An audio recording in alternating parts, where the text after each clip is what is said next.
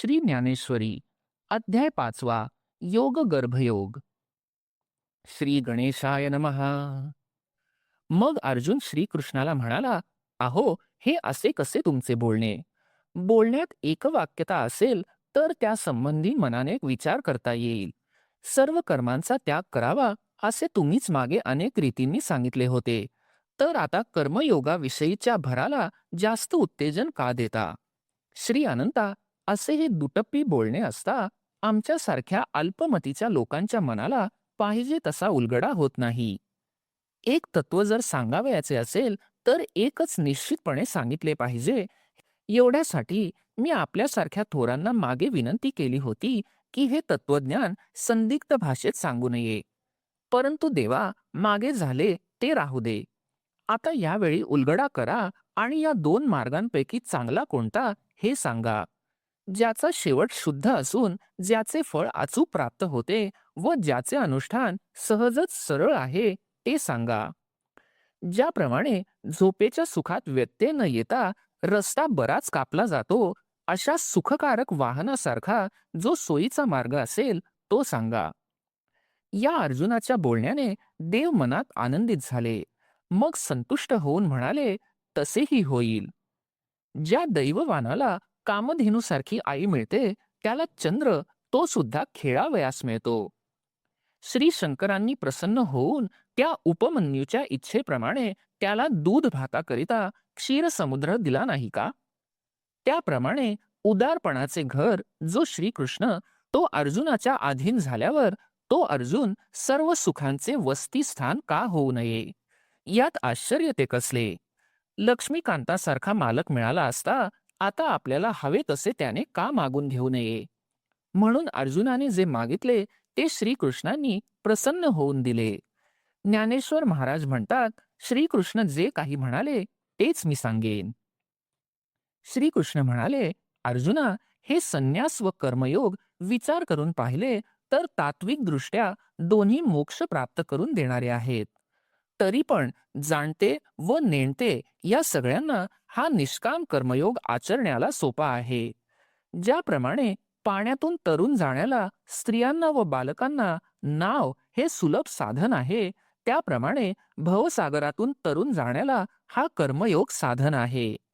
त्याचप्रमाणे सारासाराचा विचार केला तर हाच सोपा दिसतो. याने कर्माच्या संन्यासापासून मिळणाऱ्या फळाची प्राप्ती कष्टावाचून होते.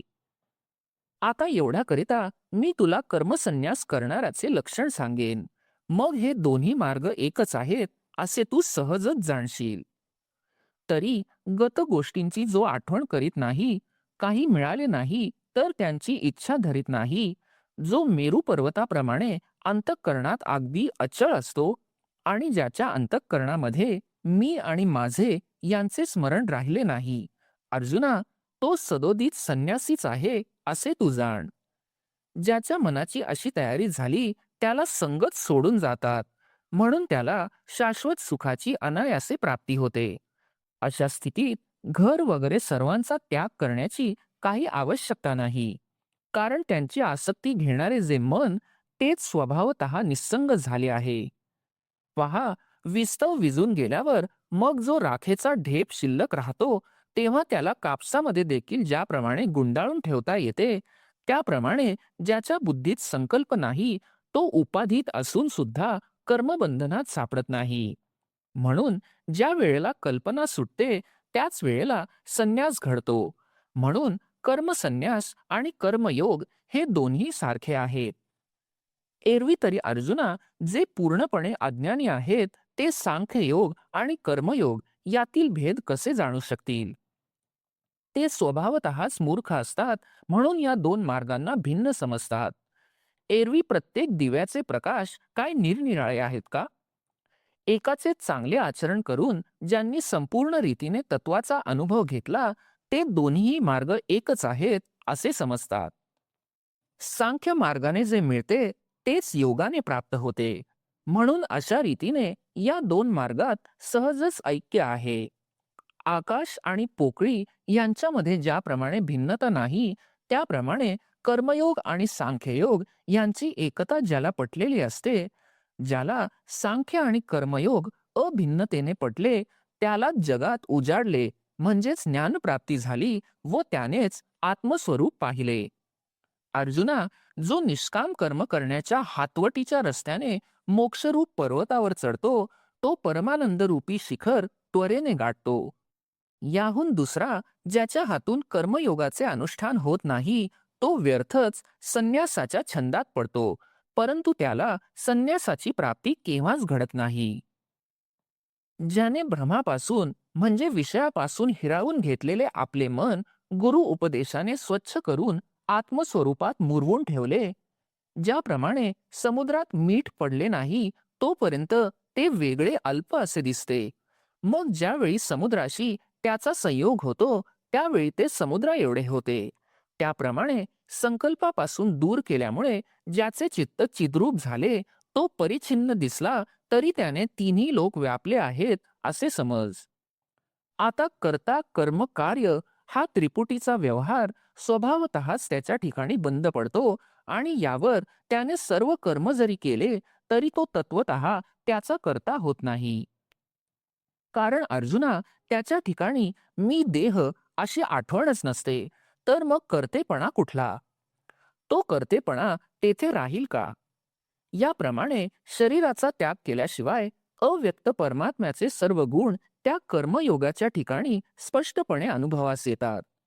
एरवी तोही इतर लोकांप्रमाणे शरीरात असून सर्व व्यवहार करीत असताना दिसतो.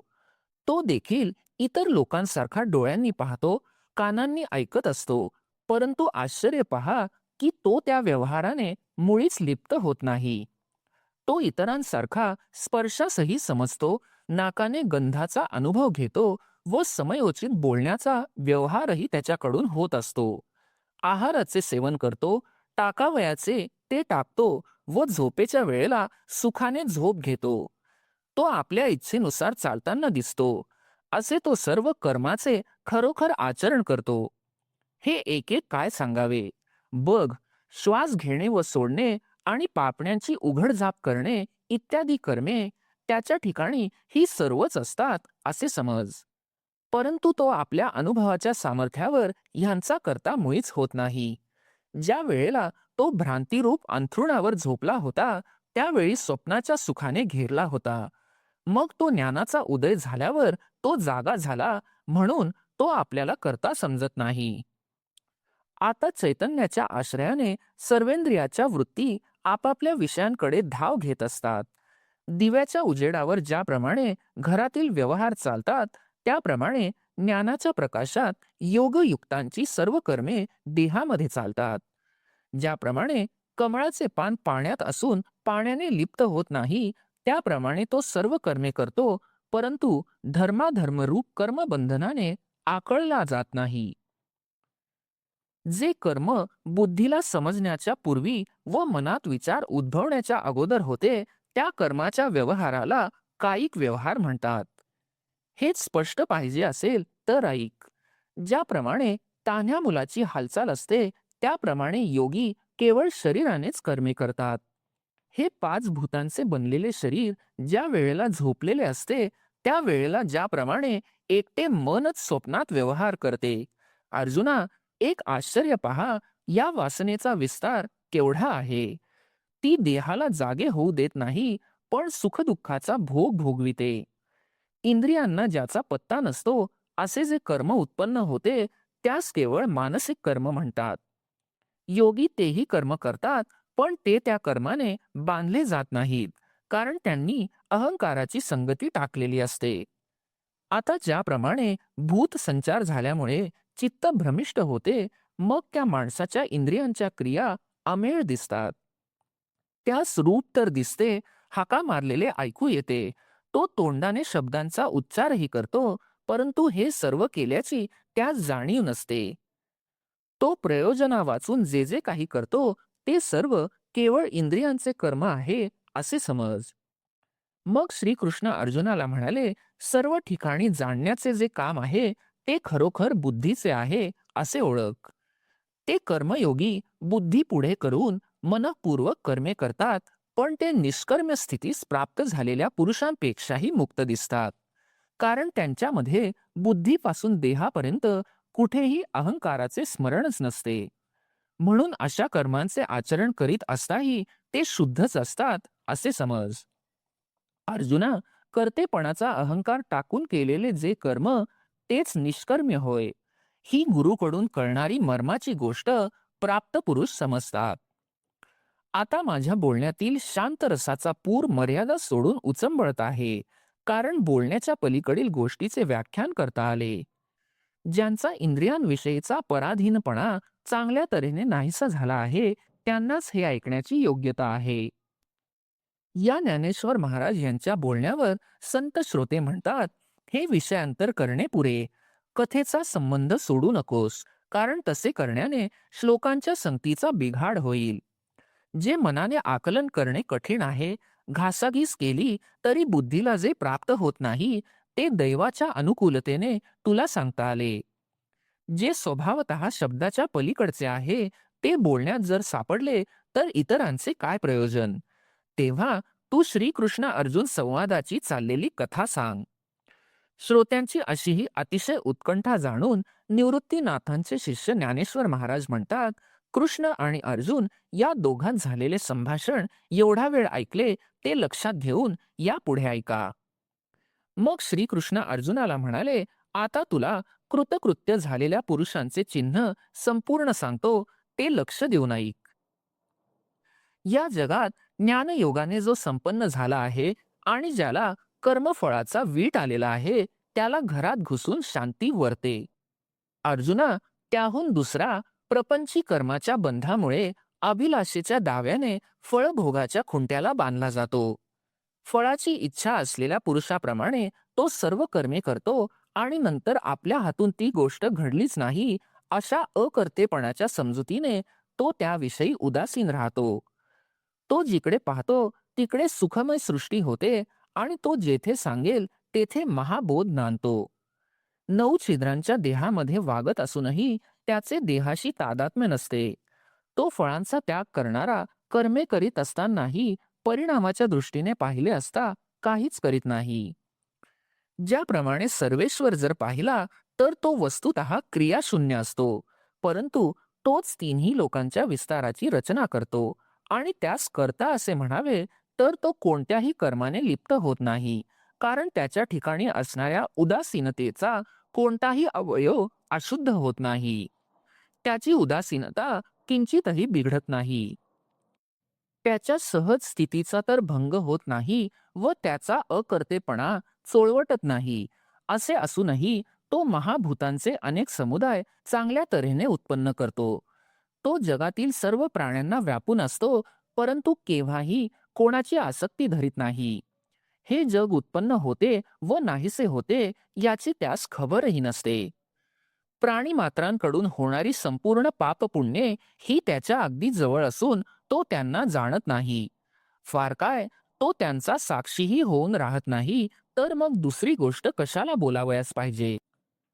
सगुण स्वरूपाच्या संगतीने तो सगुण होऊन क्रीडा करतो, परंतु त्या समर्थाच्या निर्गुणपणाला मलिनपणा येत नाही. तो उत्पन्न करतो, पालन करतो व संहार करतो असे त्याच्या कर्तृत्वाविषयी सर्व लोकात वर्णन होते. अर्जुना, ते केवळ अज्ञान आहे. ते अज्ञान ज्या वेळेला संपूर्ण नाहीसे होते, त्या वेळेला भ्रांतिरूप काजळी दूर होते आणि मग ईश्वराचे अकर्तृत्व प्रचितीला येते. ईश्वर एक अकर्ता आहे असे जर चित्ताला पटले आणि मुळापासून स्वभावतः तोच म्हणजे ईश्वरच मी आहे, तर मीही उघडच अकर्ता आहे. अशा विचाराने चित्तात उदय केला असता त्याला तिन्ही लोकात भेद कशाचा. तो आपल्या अनुभवाने सर्व जगच मुक्त आहे असे पाहतो. ज्याप्रमाणे पूर्व दिशेच्या राजवाड्यात सूर्योदय रूपी दिवाळी झाली असता त्याच वेळेला दुसऱ्याही दिशातील काळोख नाहीसा होतो, त्याचप्रमाणे आत्मज्ञानासंबंधी त्याच्या बुद्धीचा निश्चय झाला म्हणजे साधक आपणच आपल्याला ब्रह्मरूप मानू लागतो आणि आपली वृत्ती पूर्ण ब्रह्माकार ठेवून तो रात्रंदिवस त्याच अनुसंधानात असतो. असे चांगले व्यापक ज्ञान ज्यांच्या हृदयाचा शोध करीत आले, म्हणजेच ज्यांना प्राप्त झाले, त्यांची ती समता दृष्टी होते. तिचे शब्दांनी विशेष वर्णन काय करू. ते जसे आपल्यालाच ब्रह्मरूप पाहतात, तसेच ते सर्व जगाला ब्रह्मरूप पाहतात. हे येथे सांगण्यात काय मोठे आश्चर्य. परंतु ज्याप्रमाणे दैव हे लीलेने देखील केव्हाच दैन्य पाहत नाही, किंवा विचार हा ज्याप्रमाणे भ्रांतीला जाणत नाही, किंवा अंधकाराचा प्रकार ज्याप्रमाणे सूर्याला स्वप्नातही दिसत नाही, किंवा अमृताचे कानावर मृत्यूची वार्ताही येत नाही, उष्णता कशी असते हे ज्याप्रमाणे चंद्राला आठवूनही लक्षात येणार नाही, त्याप्रमाणे ते ज्ञानी लोक प्राण्यांच्या ठिकाणी भेदाला जाणत नाहीत. मग त्याच्या ठिकाणी हे चिलट आणि हा हत्ती, किंवा हा चांडाळ आणि हा ब्राह्मण, किंवा हा आपला मुलगा आणि हा पलीकडे असलेला परका, हा भेद कुठून उरणार. ही गाय आणि हे कुत्रे, अथवा एक थोर आणि एक नीच, हे कुठले उरणार. जागा असलेल्याला स्वप्न कुठून पडणार. जर अहंकार उरलेला असेल तरच भेदाची प्रचिती होईल. तो अहंकार अगोदरच सर्व नाहीसा झाला, आता भेदभाव कुठला. म्हणून सर्व ठिकाणी सर्व काळ सारखे असणारे जे अद्वय ब्रह्म, तेच आपण आहोत, हे जे समदृष्टीचे तत्व, ते तो संपूर्ण जाणतो. ज्यांनी विषयाचा संबंध न टाकता आणि इंद्रियांचे दमन न करता निरीच्छ असल्यामुळे अलिप्तता भोगली, जे लोकांना अनुसरून लोक करतात त्याप्रमाणे व्यवहार करतात, परंतु ज्यांनी लोकांचे ठिकाणी असणाऱ्या अज्ञानाचा त्याग केला आहे, ज्याप्रमाणे पिशाच्य जगात असून जगाला दिसत नाही, त्याप्रमाणे तो देहधारी असूनही संसारी लोक त्याला ओळखत नाहीत. वाऱ्याच्या संगतीने ज्याप्रमाणे पाण्यावरच पाणी लाट रूपाने खेळते, पण लोक त्यास या लाटा पाण्याहून वेगळ्या आहेत असे म्हणतात, त्याप्रमाणे त्याच्या नामरूपाची गोष्ट आहे. एरवी ज्याचे मन सर्व ठिकाणी साम्याला आलेले आहे, तो खरोखर ब्रह्मच आहे. अशा तऱ्हेने जो समदृष्टीने असतो त्या पुरुषाला ओळखण्याचे लक्षण देखील आहे. अच्युत म्हणाले, अर्जुना, मी तुला ते थोडक्यात सांगतो, त्याचा तू विचार कर. मृगजळाच्या लोंढ्याने ज्याप्रमाणे मोठा पर्वत किंचितही ढकलला जात नाही, त्याप्रमाणे चांगल्या अथवा वाईट गोष्टी प्राप्त झाल्या असता त्याच्यामध्ये विकार उत्पन्न होत नाहीत. तोच खरोखर तात्विक दृष्ट्या समदृष्टीचा पुरुष होय. कृष्ण म्हणाले, अर्जुना, तोच ते ब्रह्म समज. जो आत्मस्वरूपाला सोडून केव्हाही इंद्रिय रूपी गावात येत नाही, म्हणजे इंद्रियांशी तादात्म्य करीत नाही, तो विषय सेवन करीत नाही, यात आश्चर्य ते काय. अपरिमित अशा स्वाभाविक असलेल्या आत्मसुखाच्या विपुलतेने अंतःकरणातच स्थिर झाल्यामुळे तो बाहेर पाऊल टाकीत नाही, म्हणजे विषयांकडे प्रवृत्त होत नाही. कमळाच्या पाकळीच्या पात्रावर जो चकोर पक्षी शुद्ध चंद्रकिरणांचे भोजन करतो, तो वाळूचे कण चाटीत बसेल का. त्याप्रमाणे ज्याला स्वतःच आपल्या ठिकाणी उत्कृष्ट आत्मसुख प्राप्त झाले, त्याला सहजच विषय सुटले, हे काय सांगण्याची गरज आहे का. एरवी सहजच चांगला विचार करून पहा, या विषयांच्या सुखाने कोण फसले जातात. ज्याप्रमाणे भुकेलेला दरिद्री पुरुष कोंडा खातो, त्याप्रमाणे ज्यांनी आत्मस्वरूपाचा अनुभव घेतला नाही, तेच या विषयात रंगतात.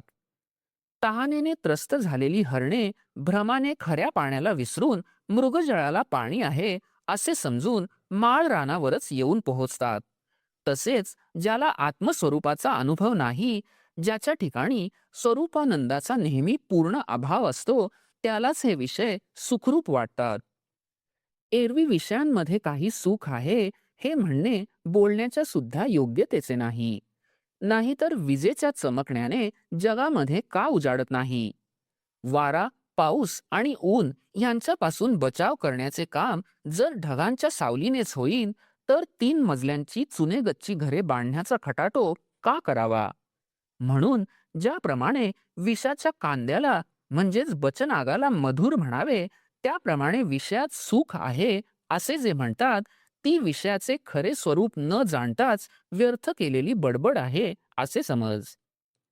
पृथ्वीचा पुत्र असलेल्या ग्रहाला मंगळ असे म्हणतात, पण त्याचा परिणाम पीडाकारक दिसून येतो. किंवा मृगजळालाच जल असे म्हणतात, त्याप्रमाणे विषयांपासून येणाऱ्या अनुभवाला सुख म्हणणे व्यर्थ बडबड आहे. तूच सांग, सर्पाच्या फणीची सावली आहे, ती उंदराला कितपत शांत करणारी होईल? अर्जुना, ज्याप्रमाणे गळाला लावलेल्या आमिषाचा पिंड जेथपर्यंत मासा गिळीत नाही तेथपर्यंत ठीक आहे, त्याप्रमाणे विषयांच्या संगाची स्थिती आहे हे तू निस्संशय समज. विरक्तांच्या दृष्टीने पाहिले तर हे विषय सुख पंडुरोगामध्ये आलेल्या सुजेप्रमाणे घातक आहे असे समज. म्हणून विषयांच्या उपभोगांमध्ये जे सुख असते ते प्रारंभापासून शेवटपर्यंत दुःखच आहे हे समज.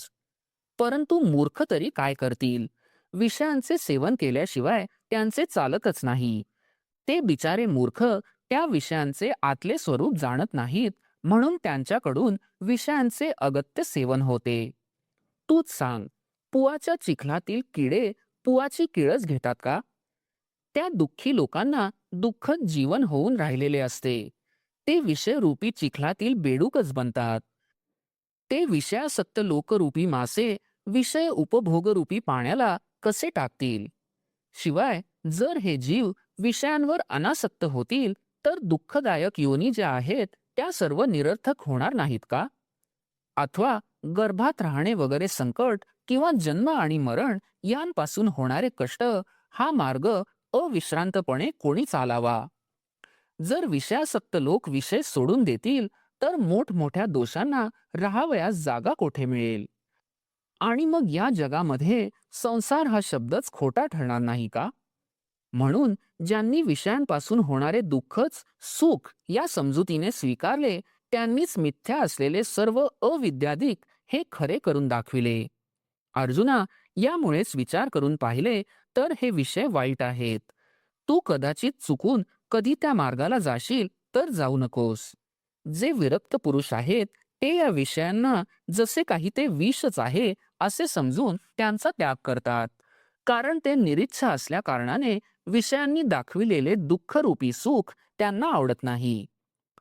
आत्मज्ञानाच्या ठिकाणी या दुःखरूप विषयांची गोष्ट सुद्धा नाही, कारण त्यांनी देहात असतानाच काम क्रोध आदी वृत्ती आपल्या अधीन ठेवल्या आहेत. त्यांना अंतःकरणात एक ब्रह्मसुख अनुभवाला आलेले असते, म्हणून ते बाह्य विषयांची गोष्ट मुळीच जाणत नाहीत. परंतु पक्षी जसे फळ खातो, म्हणजे खाणारा पक्षी, खाण्याचा विषय फळ आणि खाण्याची क्रिया ही त्रिपुटी जशी स्पष्ट भासते, तसे ते ब्रह्मसुख वेगळेपणाने भोगता, भोग्य व भोग ही त्रिपुटी कायम ठेवून भोगण्यासारखे नाही. तेथे भोगतेपणही विसरले पाहिजे, म्हणजे हे भोगणे त्रिपुटी विरहित म्हणजे तद्रूपतेचे असते. त्या भोगामध्ये वृत्तीची अशी एक स्थिती उत्पन्न होते की ती स्थिती अहंकाराचा पडदा दूर करते आणि मग तो जीव सुखाला गाढ आलिंगन देतो. पाण्यात पाणी मिळाल्यानंतर जसे वेगवेगळे दिसत नाही त्याप्रमाणे त्या आलिंगनाच्या संबंधात आपणच आपल्याला मिठी मारतो, म्हणजे आपलेच आपल्याशी सहज ऐक्य होते. अथवा आकाशात वायूचा लय झाल्यानंतर आकाश व वायू हे दोन आहेत असे म्हणता येत नाही, तसे या भोगामध्ये केवळ एक ब्रह्मसुखच स्वरूपाने राहते.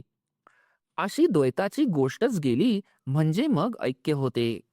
असे जर म्हणावे तर तसे ऐक्य जाणून ऐक्य आहे असे म्हणणारा तेथे साक्षी तरी कोण उरला आहे? म्हणून हे मागील सगळे असू दे, जे न बोलण्यासारखे आहे ते का बोलावे? जो ब्रह्मनिष्ठ आहे तोच हे मर्म सहज जाणील. जे अशा सुखाने मस्त अथवा धुंद झाले आहेत व आपल्या ठिकाणीच आपण रममाण झाले आहेत, ते पूर्णपणे साम्य रसाचे म्हणजे ब्रह्म ऐक्य भावाचे ओतलेले पुतळेच आहेत असे मी समजतो. ते आनंदाचे प्रतिबिंब किंवा सुखाचे कोंब आहेत, किंवा जणू काही महाबोधाने आपल्याला राहण्याला मंदिर केले आहे. ते विवेकाचे मूळ वसतिस्थान आहेत, किंवा परब्रह्माच्या ठिकाणचे स्वभाव, किंवा जणू काही मूर्तिमंत ब्रह्मविद्येचे सजविलेले अवयवच आहेत. ते शुद्ध सत्वाचे सात्विक आहेत अथवा चैतन्याचे अवयव आहेत. यावर श्री गुरु निवृत्तीनाथ म्हणाले, हा बोलण्याचा विस्तार पुरे. तू एक एक कुठवर वर्णन करणार? तू जेव्हा संतांच्या स्तुतीत तन्मय होतोस तेव्हा चालू विषयांचे स्मरण तुला राहत नाही आणि विषयाला सोडून पण चांगले बोलतू बोलतोस. परंतु हा रसाचा विस्तार आवरता घे आणि आता ग्रंथाचा अर्थरूपी दिवा प्रज्वलित कर व सज्जनांच्या अंतःकरणरूपी मंदिरात मंगलकारक दिवसाचा प्रातःकाळ कर. याप्रमाणे श्री गुरूंची सूचना निवृत्तीनाथांचे शिष्य ज्ञानेश्वर महाराज यांना मिळाली. मग ते म्हणाले, श्रीकृष्ण जे म्हणाले तेच ऐका. अर्जुना, अमर्याद सुखाच्या डोहात जे एकदम तळाशी जाऊन पोहोचले आहेत ते मग त्याच ठिकाणी स्थिर होऊन तद्रूपतेला प्राप्त झाले. अथवा शुद्ध आत्मज्ञानाने जो आपणच विश्व आहोत असे जाणतो तो या देहामध्येच परब्रह्म आहे असे खुशाल मानता येईल.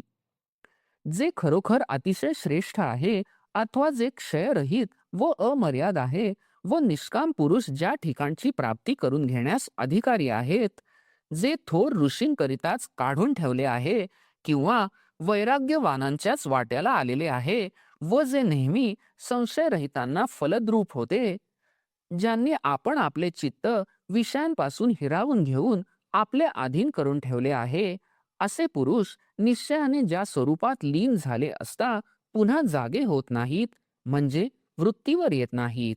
जे मोक्षरूप परब्रह्म आत्मज्ञानाचे जे साध्य तेच ते पुरुष आहेत असे अर्जुना तू समज. वर सांगितलेले जे देहात असतानाच ब्रह्मभावास आले ते असे कशाने झाले हेही विचारशील तर ते आम्ही चांगले पण थोडक्यात सांगतो.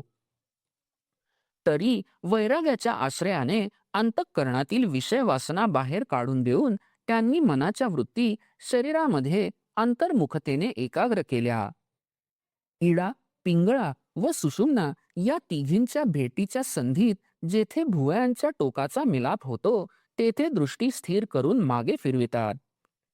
उजव्या म्हणजे पिंगळा व डाव्या म्हणजे इडा नाकपुडीतून जात येत असलेल्या वायूची गती म्हणजेच रेचक व पूरक बंद करून म्हणजेच कुंभक करून प्राण म्हणजे हृदयस्थ वायू व अपान म्हणजे गुदस्थ वायू यांची सुषुम्नेत समगती म्हणजे ऐक्य करून त्यासह चित्तास ते व्योमगामी म्हणजे मोदनी आकाशाकडे जाणारे करतात. तेथे ज्याप्रमाणे रस्त्यावरून वाहणारे पाणी आपल्या पोटात घेऊन गंगा समुद्राला मिळते, त्या वेळेला एका गटारातील पाणी व एक गंगेचे पाणी अशी वेगवेगळी निवड करता येत नाही. त्याप्रमाणे अर्जुना, ज्यावेळी प्राण अपानांच्या निरोधाने मूर्धनी आकाशात मनाचा लय केला जातो त्यावेळी नाना प्रकारच्या वासनांची निवड सहजच थांबते. त्यावेळी ज्या ठिकाणी हे संसार रूप चित्र उमटते तो मनोरूपी पडदा फाटून जातो. ज्याप्रमाणे सरोवर आटले म्हणजे प्रतिबिंब नाहीसे होते, त्याप्रमाणे मनाचे मन पण मुळीच नाहीसे झाल्यावर मी देह वगैरे अहंकार आदी विकार कुठे राहिले. म्हणून तो ब्रह्मानुभवी पुरुष देहधारी असतानाच ब्रह्म बनतो. देहधारी असतानाच ब्रह्मभावाला पावले असे जे आम्ही मागे सांगितले ते या मार्गाने आले. यमनियमांचे डोंगर व अभ्यासाचे समुद्र ओलांडून ते या पलीकडच्या तीराला म्हणजे ब्रह्मतत्वाला पोहोचले. त्यांनी आपणा स्वतःला शुद्ध करून प्रपंचाची योग्य किंमत केली आणि मग सत्य जे ब्रह्म त्यातच तद्रूप ते होऊन राहिले. जेव्हा श्रीकृष्णांनी योग मार्गाचा अभिप्राय अशा रीतीने थोडक्यात सांगितला तेव्हा अर्जुन मर्मज्ञ असल्या कारणाने आश्चर्यचकित झाला. श्रीकृष्णांनी अर्जुनाच्या मनाची ही स्थिती जाणली व मग ते हसून अर्जुनाला म्हणाले, आमच्या बोलण्याने तुझे चित्त प्रसन्न झाले का? यावर अर्जुन म्हणाला, देवा, आपण मनकवड्यांचे राजे आहात. आपण माझ्या चित्तातला अभिप्राय चांगलाच ओळखलात. मी जे काही विचार करून तुम्हास विचारावे ते आपण आधीच जाणलेत, तरी आपण जे बोललात ते स्पष्ट करून सांगा. सहज विचार करून पाहिले तर देवा, ऐका, तुम्ही जो मार्ग दाखविला तो पोहून जाण्यापेक्षा पाय उताराने जाणे जसे सोपे तसा हा योग मार्ग सांख्याहून सोपा आहे. परंतु आमच्यासारख्या दुर्बळांना समजण्यास येथे काही विलंब लागेल, पण तो सहन करता येईल. म्हणून देवा, एक वेळ त्याचाच अनुवाद करावा, जरी विस्तार होईल तरी हरकत नाही. पण तो योग मार्ग आरंभापासून अखेरपर्यंत सांगा. तेव्हा श्रीकृष्ण म्हणाले, तुला हा मार्ग चांगला वाटतो तर सांगायला आमची काय हरकत आहे. आम्ही तो आनंदाने सांगतो. अर्जुना, तू ऐकतोस व ऐकून त्याप्रमाणे आचरण करतोस असे जर आहे तर आम्हीच सांगावयास का कमी करू. ज्ञानेश्वर महाराज म्हणतात, अगोदरच आईचे अंतःकरण त्यात आवडतेपणाचे निमित्त झाले, मग त्या ममतेच्या अद्भुततेची कल्पना कोणाला येईल. ती हरीची कृपादृष्टी करुण रसाचा वर्षावच आहे असे म्हणू, अथवा नव्या स्नेहाची सृष्टी आहे असे म्हणू. कृष्णाच्या त्या दृष्टीचे वर्णन कसे करावे हे आम्हास कळत नाही. ही हरीची दृष्टी जणू काही अमृताचीच ओतलेली होती व अर्जुनाविषयीचे प्रेम पिऊन मस्त झाली होती. म्हणून अर्जुनाच्या मोहात अडकलेल्या त्या हरीच्या दृष्टीस बाहेर निघण्याचे कळेना. या हरीच्या दृष्टीसंबंधाने जितके जास्त बोलावे तितकी कथेची संगती सुटून या वर्णनाचा विस्तार वाढेल. परंतु शेवटी हरीच्या अर्जुनाविषयीच्या प्रेमाचे यथार्थ वर्णन शब्दांनी करता येणार नाही ते नाहीच. यात आश्चर्य ते काय? कारण जो आपले मोजमाप आपणच जाणत नाही तो ईश्वर कोणी आकलन करावा का? तर मागील बोलण्याच्या अभिप्रायावरून मला सहज असे वाटते की देव अर्जुनाच्या प्रेमरूपी मोहात गुंतले आहेत. कारण ते अर्जुनाला जबरदस्तीने अरे बाबा ऐक असे म्हणत होते. अर्जुना, ज्या प्रकाराने तुझ्या चित्ताला पटेल त्या त्या सोप्या रीतीने कौतुकाने सांगण्यात येईल. तो योग हे कशाला नाव आहे, त्याचा उपयोग काय, अथवा त्या योगाचा अधिकार कोणाला आहे, याप्रमाणे जे जे काही या बाबतीत शास्त्रात सांगितले असेल ते सर्वच मी तुला आता सांगेन. तू मन लावून ऐक असे म्हणून श्रीहरी जे बोलले ती कथा पुढे आहे ती सांगण्यात येईल. अर्जुनाशी असलेल्या सख्यात बिघाड येऊ न देता श्रीकृष्ण अर्जुनाला अष्टांग योग सांगतील. तो प्रसंग निवृत्तीनाथांचे शिष्य म्हणतात, मी स्पष्ट करून सांगेन. अध्याय 5 समाप्त. श्री सच्चिदानंदार्पणमस्तु.